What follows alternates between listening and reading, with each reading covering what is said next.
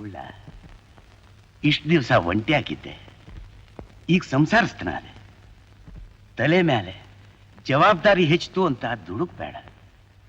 ದುಡ್ಡು ಸಂಪಾದನೆಗೋಸ್ಕರ ಧರ್ಮ ಬಿಟ್ಟು ನಡಿಬೇಡ. ಕೈಲಾದ್ರೆ ಶಿವ ಕೊಟ್ರೆ 4 ಜನಕ್ಕೆ ಉಪಕಾರ ಮಾಡು. ಊರ್ನವ್ರನ್ನ ಹೊಂದ್ಕೊಂಡು ನಂಬ್ಕೊಂಡು ಬಾಳು. ನಂಬೇಡ, ಊರಿನಲ್ಲಿ ಯಾರನ್ನೂ ನಂಬೇಡ. ಎಲ್ರು ಕಳ್ರೇನೆ. ರೈತರಿಗೆ ಅಯ್ಯೋ ಅಂದ್ರೆ 6 ತಿಂಗಳು ಪಾಪ ಸುತ್ತಕೊಳ್ಳುತ್ತೆ. ಬೆಂಕಿ ಇಲ್ದೇನೆ ಬೆಣ್ಣೆ ಕರ್ಕೋತಿಲ್ಲ.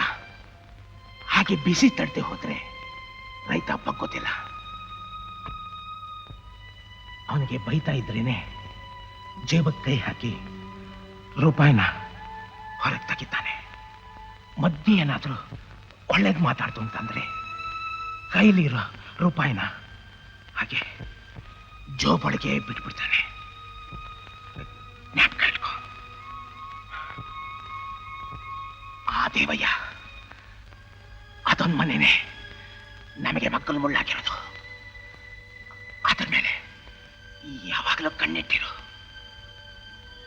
ಆಗ್ತಾ ಇದೆ, ಸಮಯ ಬಂದಾಗ ಉಪಯೋಗಿಸ್ಕೋ. ತಗೋ, 1 ರೂಪಾಯಿ ಮುಚ್ಚಿದ್ರು ಒಬ್ಬನ ತಲೆ ಹೊಡೆದಾಗೆ.